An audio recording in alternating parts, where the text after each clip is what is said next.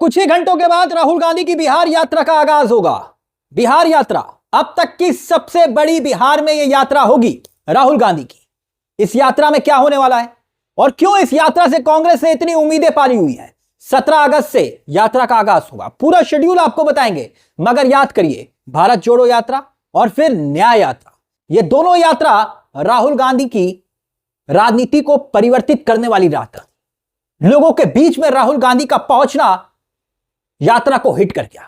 अब बिहार में 17 तारीख, जी हां, ये वही तारीख है जिस दिन से यात्रा का आगाज होने वाला है। अब कैसे, कहां कैसे ये यात्रा निकलेगी और कैसे कांग्रेस ने इसके लिए तैयारी की है और क्यों कांग्रेस के लिए ये यात्रा संजीवनी साबित होने वाली है, समझिए। 17 तारीख से होगी यात्रा, 1 सितंबर तक चलेगी और यह यात्रा बिहार में ठीक चुनाव से पहले हो रही है।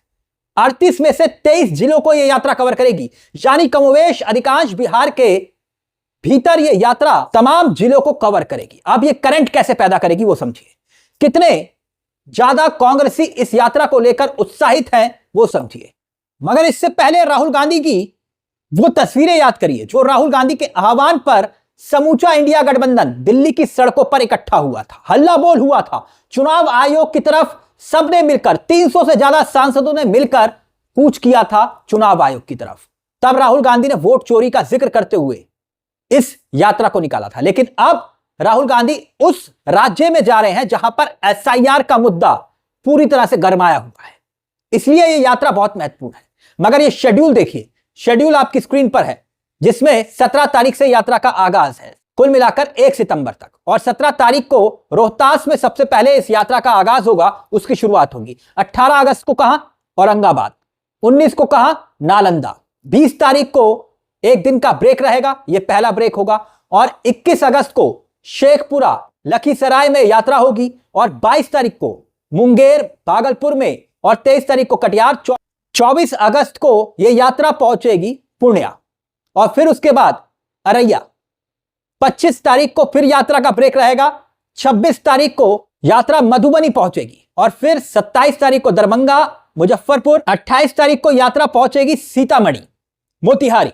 और 29 को बेतिया, गोपालगंज में यात्रा पहुंचेगी और इसके साथ साथ सिवान में भी जाएगी। मगर 30 तारीख को यह यात्रा छपरा में होगी और आरा में यह यहां पर पहुंचेगी। और 31 तारीख को ब्रेक है और 1 सितंबर को बताया जा रहा है कि पटना के गांधी मैदान में एक बहुत जबरदस्त रैली होने वाली है और वहां पर राहुल गांधी फिर से अपनी बात को रखेंगे।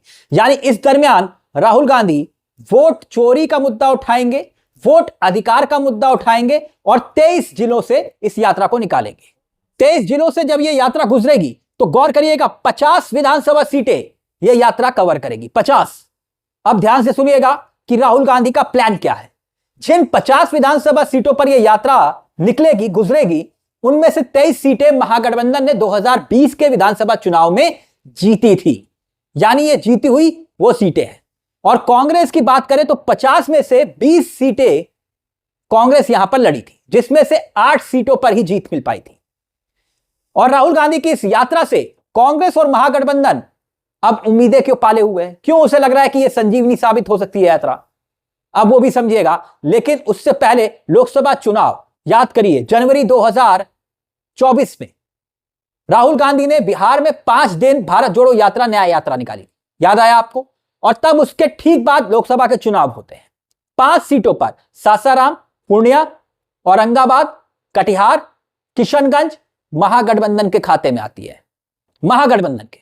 और यह माना जा रहा है कि भाई राहुल गांधी ने तब, उस वक्त जब यह यात्रा निकाली थी, न्याय यात्रा, तब ऐसा करंट पैदा हुआ कि लोकसभा चुनाव में महागठबंधन को जीत मिली।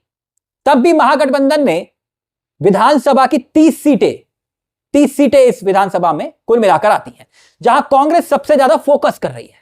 और राहुल गांधी की रणनीति भी यही है कि जहां हम मजबूती से चुनाव लड़ सकते हैं वहां पर ही फोकस किया जाए। और सत्ता में आने के लिए कांग्रेस को इस बार अच्छा प्रदर्शन करना पड़ेगा और राहुल इस बात को समझ रहे हैं। और इस बार चुनाव में, पिछली बार क्या हुआ था, कांग्रेस 70 सीटों पर चुनाव लड़ी थी विधानसभा का और मिली कितनी सीटें थी? सिर्फ 20 सीटों पर जीत मिल पाई थी।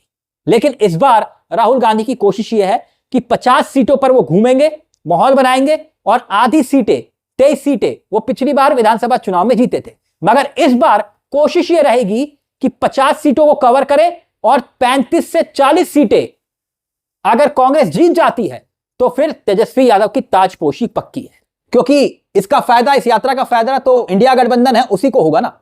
अब बीजेपी इसे भाप रही है क्योंकि मौजूदा वक्त में आरजेडी अभी भी सबसे बड़ी पार्टी है बिहार में अगर देखा जाए।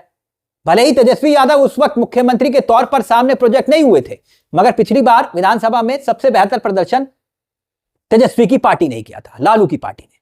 और नीतीश कुमार का चेहरा इस वक्त आप जानते हैं, बीजेपी कमोवेश लगभग ये साफ कर चुकी है कि इस बार नीतीश कुमार पर दांव नहीं खेला जाएगा, क्योंकि बार बार विपक्ष कह भी रहा है कि नीतीश कुमार के नाम का ऐलान करके दिखाइए, मगर बीजेपी नीतीश कुमार को मुख्यमंत्री का चेहरा प्रोजेक्ट नहीं कर रही है।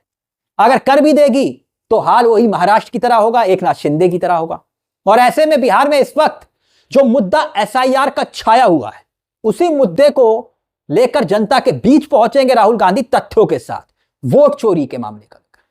बकायदा इससे पहले राहुल गांधी और तेजस्वी यादव ने, याद करिए, चक्का जाम का आह्वान किया था, तब कितना जबरदस्त जन आंदोलन था।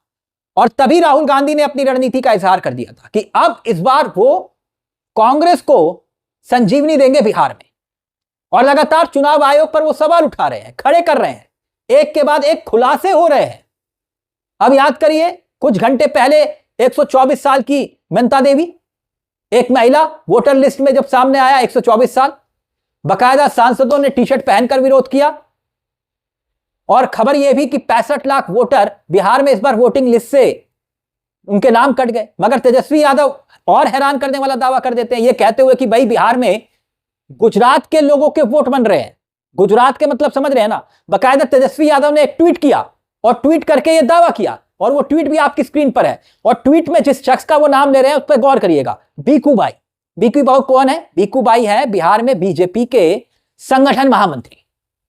उनका वोट बिहार में बन गया। तेजस्वी कह रहे हैं कि भाई 2024 में इन्हीं बीकू भाई ने गृह मंत्री अमित शाह के जो लोकसभा क्षेत्र है गांधीनगर, वहां पर वोट किया था, और इस बार इनका बिहार में वोट है।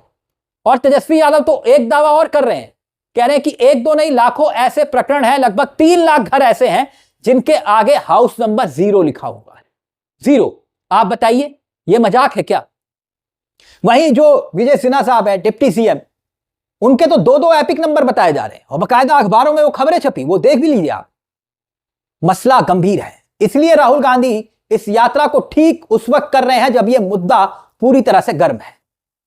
भारत जोड़ो यात्रा निकाली, न्याय यात्रा निकाली, और अब एक और यात्रा। राहुल गांधी की यात्रा निकलने को तैयार है, लेकिन क्या राहुल गांधी इस बार कुछ अलग करिश्मा कर पाएंगे? क्योंकि इसमें कोई दो राय नहीं कि अब फिजाओं का रुख कुछ बदला बदला सा है। क्योंकि राहुल गांधी दिल्ली में 300 सांसदों को लामबंद कर चुके हैं विपक्ष के, और समूचा इंडिया गठबंधन राहुल गांधी के साथ खड़ा है, और वो अपने नेतृत्व को साबित कर रहे हैं। मगर इस बार राहुल की निगाहें मिशन बिहार की तरफ है। तो क्या यह यात्रा इस बार वाकई में कुछ अलग होगी, और इस यात्रा के जरिए राहुल एक बार फिर से कांग्रेस को बिहार में स्थापित कर पाएंगे? यह एक बड़ा सवाल है। इस मुद्दे को लेकर दोस्तों आपकी क्या राय है, हमें कमेंट बॉक्स में जरूर बताइएगा। मुझे तिलक चावला को दीजिए इजाजत। चलते चलते दरख्वास्त, हमारे इस चैनल को सब्सक्राइब करना मत भूलिएगा। यह मंच आप ही का है। नमस्कार, जय हिंद, जय भारत।